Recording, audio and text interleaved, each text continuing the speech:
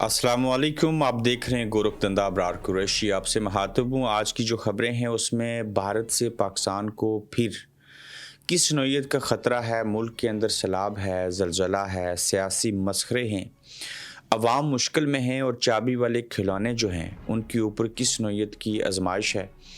Establishment की जानिब से ये कह दिया गया कि इमरान खान हमसे मुआफ़ी नहीं मांगेंगे।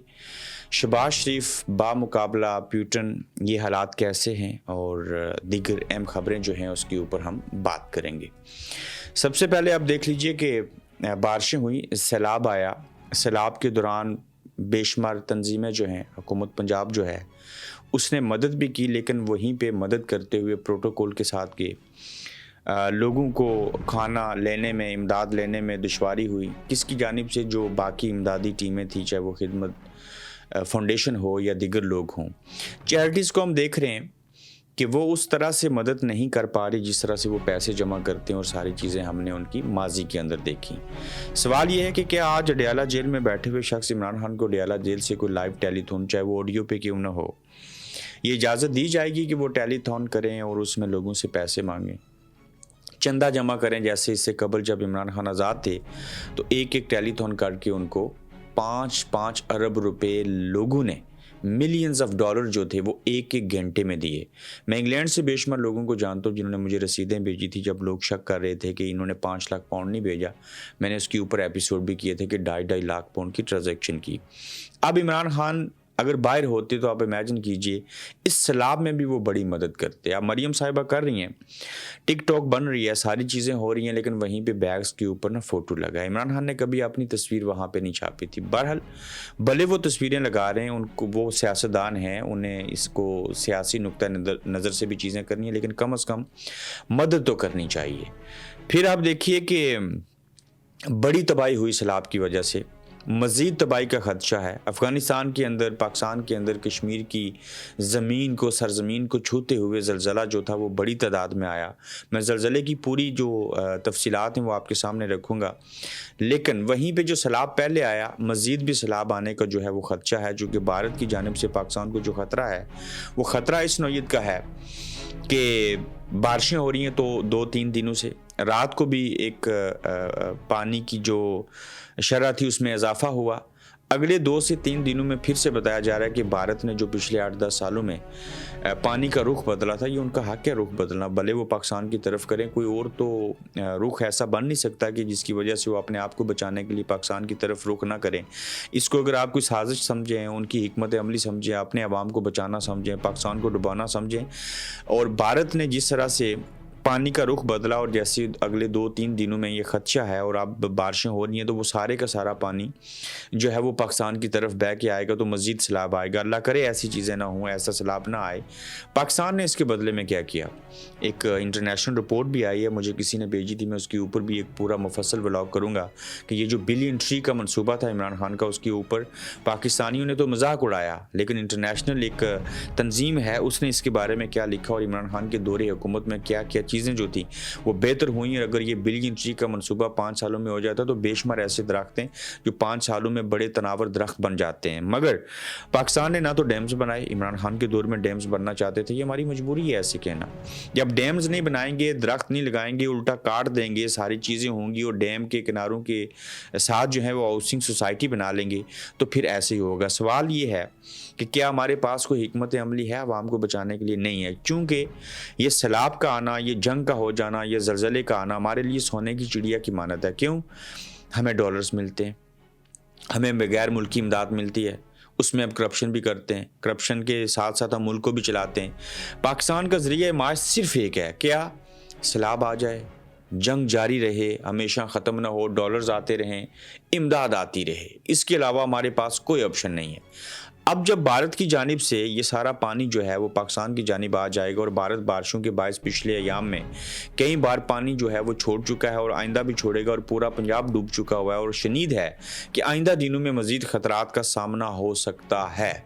ये जो शनीद है ना, इसमें सियालकोट, इसमें आगे जितना भी पंजाब है, इसके अंदर पानी आएगा और हमें इन चीज़ों को अब बर्दाश्त करना पड़ेगा, सब्र करना पड़ेगा, और जो कुछ होगा اس کو ڈیل کرنا پڑے گا. صرف لوگوں کو پانی کے اندر دیکھیں نا وہ کس طرح سے کٹورے لے کے آتے ہیں اور ان کو کھانا دیا جاتا ہے, اور پھر دائیں بھی پانی بائیں بھی پانی, اور بیچ میں لوگ جو ہیں وہ چرپائی کے اوپر سو رہے ہیں. اور جو جانور بہ کے آئے, بھارت سے آئے, جہاں سے آئے, وہ لوگوں نے مال غنیمت جیسے جنگ کے بعد ہوتا ہے نا, وہ سمجھ کے اسے مال غنیمت کے طور کے اوپر رکھ لیا. تو اب جو پاکستان کے اندر صورتحال ہے, ٹھیک ہے آپ لوگوں کو کھانا دے دیں گے, آباد کر لیں گے, لیکن کیا کسی کے پاس کوئی ایسا فارمولہ ہے کہ یہ جو پانی جب خشک ہوگا, یہ جو جانور, یہ جو انسان اور باقی چیزیں ہوئی ہیں, ان سے جو تفن پھیلے گا, جو بیماریاں پھیلیں گی, اس کے لیے کوئی سپرے, کوئی چیزیں, کوئی اسپتال میں ایمرجنسی کیا حالات پیدا کریں گے؟ کوئی پلاننگ نہیں ہے, کوئی کچھ نہیں ہے. پلاننگ یہی ہے کہ عمران خان کسی طرح سے معافی مانگ لے, اس کے اوپر بھی میں آ کے بات کرتا ہوں. اور قدرتی آفات میں سے ایک آفت میں کیسا اضافہ ہوا کہ افغانستان میں رات کو شدید زلزلہ آیا, شدت 6 رہی, 700 سے زائد افراد جو ہیں وہ جان سے جا چکے ہیں, مر چکے ہیں, 1500 سے زائد جو ہیں وہ زخمی ہو چکے ہیں. زلزلہ پاکستان, انڈیا اور تاجکستان میں بھی محسوس کیا گیا, اور دوسری جانب سیلاب سے پاکستان اور بھارت میں بڑے پیمانے پر تباہی مچی ہوئی ہے. جاپان کی مثال یہاں پہ میں آپ کے سامنے رکھوں گا کہ اگلے 500 سال بھی جاپان نہیں بن سکتے. کون؟ ہم. کیسے؟ ایک دفعہ تباہ ہونے کے بعد یہ بند جاپان نے سمندر پہ بنایا تھا, جو کہ تقریباً 400 کلومیٹر طویل پٹی ہے.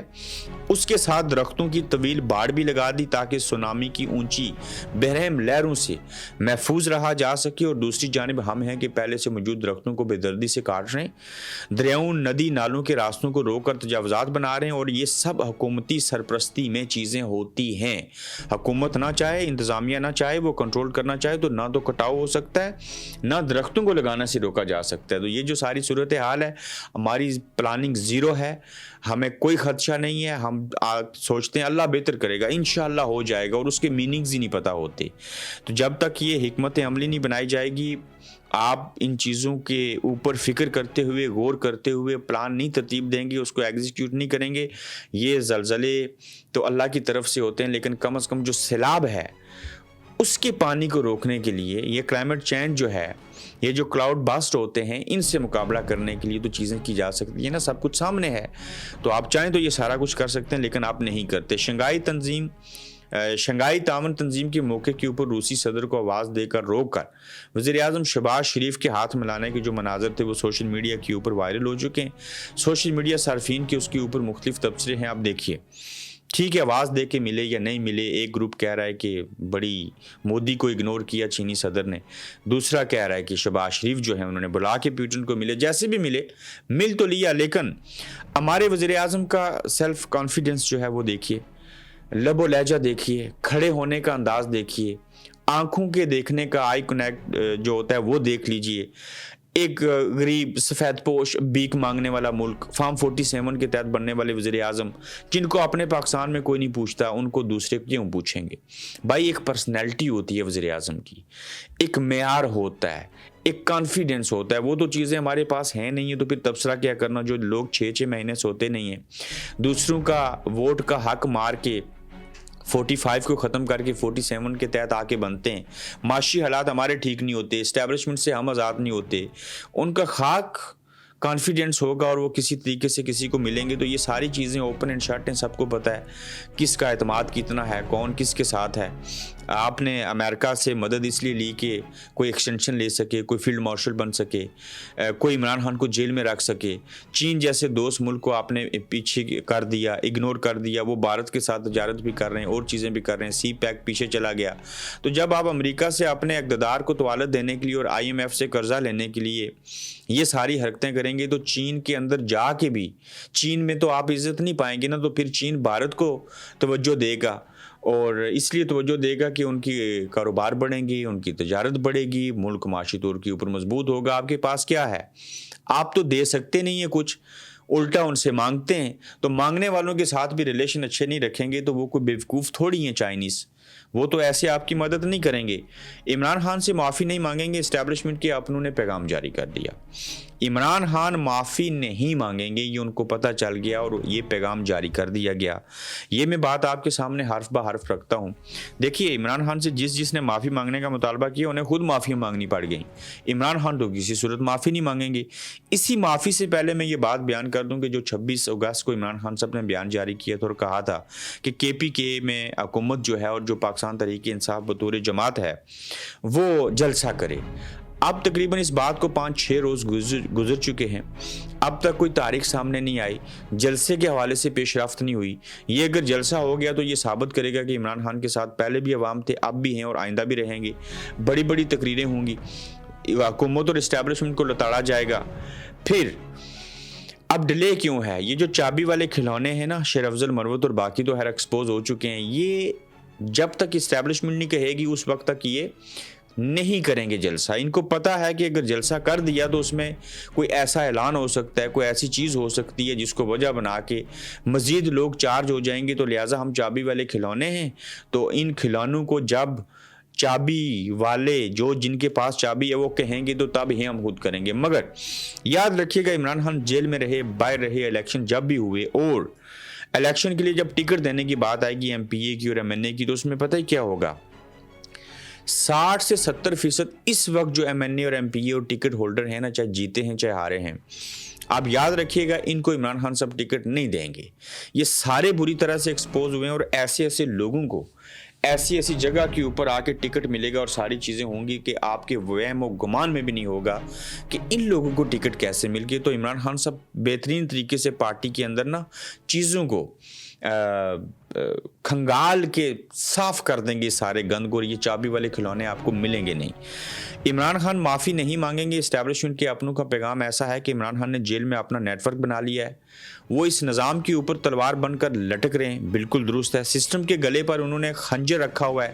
سسٹم اسٹیبلشمنٹ نہ بھی مانے تو ہمیں لگے کہ فرق نہیں پڑتا، مگر حقیقت یہ ہے کہ بہت فرق پڑتا ہے. میرا نہیں خیال کہ عمران خان معافی مانگیں گے. اب پلو کے نیچے سے بہت سا پانی بہہ چکا ہے. عمران خان اس آپشن کی طرف بالکل نہیں جائیں گے کہ معافی مانگنی ہے یا معافی منگوانی ہے. عمران خان معافی منگوانے کی آپشن پہ جائیں گے، معافی مانگیں گے نہیں. یہ کون کہہ رہا ہے؟ جاوید چودھری سینئر صحافی اگر یہ کہہ رہے ہیں تو یہ سمجھ لیں کس نے کس کو پیغام دیا. پاکستان کے اندر اپوزیشن لیڈر کون ہوگا؟ اس سلسلے میں محمود خان اچکزئی جو ہیں وہ شروع سے آئین پاکستان کے اوپر عمل کرنے کی بات کرتے ہیں، انصاف قائم کرنے کی بات کرتے ہیں، جمہوریت کی بات کرتے ہیں. تو محمود اچکزئی اچھے مضبوط اور سٹینڈ لینے والے آدمی ہیں، لیکن پی ٹی آئی کے اندر ایک گروپ ایسا ہے اور کافی لوگوں کو اعتراض ہے کہ اکثریت ہماری، لوگ ہمارے زیادہ ہیں، ایم این اے ہمارے زیادہ، تو پی ٹی آئی کا تو اپوزیشن لیڈر ہونا چاہیے نا. محمود خان اچکزئی کیوں اپوزیشن لیڈر ہونے چاہیے؟ لیکن چونکہ یہ خان صاحب کا فیصلہ ہے تو ماننا تو پڑے گا. ہاں، شروع ہی سے اچکزئی صاحب کو آئین اور قانون کی بالادستی کی جو ہے وہ بات کرتے ہوئے دیکھا تو اس بات کا اعتراف جو ہے عاطف خان کر رہے ہیں کہ آپ مانیں یا نہ مانیں، ریالٹی بھی یہی ہے کہ اچکزئی ایک سٹینڈ لینے والے بندے ہیں، بھلے ان کی سیٹیں کم ہیں، اوپر سے عمران خان صاحب کا حکم ہے تو ہم تو مانیں گے، ان کو تو بنانا پڑے گا اپوزیشن لیڈر. تو میرے خیال سے اپوزیشن لیڈر جو ہیں یہ بن جائیں محمود خان اچکزئی تو یہ بات پاکستان تحریک انصاف کے لیے، جمہوریت کے لیے اچھی رہے گی. دریاؤں کا رخ موڑنے والا دریا برد ہو گیا. یہ ایک پیر صاحب تھے، یہ بھی کلچر ہمارے پاکستان میں ہی ہے، پیروں فقیروں والا. اچھے لوگ بھی ہیں اس میں، بڑے بڑے جنہوں نے دین کی خدمت کی ہے، ایسا نہیں ہے. لیکن اس پیر کی مثال دیکھ لیجئے کہ دریا کا رخ بدلنے کا دعویٰ کرنے والا جو پیر تھا وہ خود دریا برد ہو گیا اور آمین آمین کرنے والے مرید مرشد کو ڈوبتا دیکھ کر خود فرار ہو گئے. پیر صاحب نے قرآن ہاتھ میں لیا، ایمان اتنا کمزور تھا، قرآن تو اللہ کی الہامی کتاب ہے لیکن اس کے اوپر ایمان تو تھا لیکن اس لیول کا نہیں تھا. تو سوشل میڈیا پر ایک پیر تاج رسول نے وظیفہ پڑھ کر دریا کا رخ بدلنے کا دعویٰ کیا تھا. اسی موقع پر ان کی ویڈیو بھی بنائی گئی تھی. دریا کا رخ تو نہ بدلا گیا مگر دریا مزید بپھر گیا اور تباہی پھیلنے لگی. آمین آمین کرنے والے مرید جو وہاں پہ موجود تھے مرشد کو ڈوبتا چھوڑ کر موقع سے فرار ہو گئے اور دعویٰ کرنے والے پیر تاج رسول خود دریا برد ہو گئے، جن کی تلاش کے لیے ریسکیو آپریشن جاری ہے. یہ دعویٰ ایک سوشل میڈیا ایکٹیوسٹ کے ذریعے کیا گیا. تو آپ نے کرامات دیکھ لی نا پیر صاحب کی، کیا ہوا. تو یہ لوگ نا ایسے عالم میں بھی میں ایک ویڈیو دیکھ رہا تھا کہ میلاد منا رہے ہیں اور پانی کے اندر پیر صاحب گھوڑے پہ بیٹھے ہیں اور چیزیں ہو رہی ہیں. لوگوں پہلے انسانیت کی خدمت کرو, یہی پیسے اس طرف لگا دو. ٹھیک ہے میلاد منانا بھی ٹھیک ہوگا یا ٹھیک ہے, میں نہیں کہتا منانا چاہیے بلکہ, لیکن آپ سیلاب آیا ہوا ہے, ساری چیزیں ہو رہی ہیں, آپ گھوڑے کے اوپر بیٹھ کے وہاں پہ خرچہ کر رہے ہو, اور دوسری جانب جو عوام ہے اسی پانی کے اندر مر گئے, مال مویشی چلے گئے, ان کے گھر بار بہ گئے, اور یہ پیر صاحب اٹھے کے دعویٰ کر لوں, اور شاید اگر میں نے روک لیتے, یہ پیر صاحب اگر دریا کے پانی کو روک لیتے سیلاب کو, تو اتنے بڑے پیر بن جاتے کہ یہ ان کا نام ہوتا دریا پیر, پانی پیر, سیلاب پیر نام رکھ لیتے. کچھ اچھا ہی ہوا کہ وہ خود ہی بہ گئی, ان کی کرامات جو تھیں وہ درست ثابت نہ ہوئی. تو اپنا خیال رکھیے گا, اپنا فیڈ بیک دیجیے گا, جلد آپ سے پھر ملیں گے انشاءاللہ. آپ دیکھ رہے ہیں گورکھ دھندا ابرار قریشی کے ساتھ.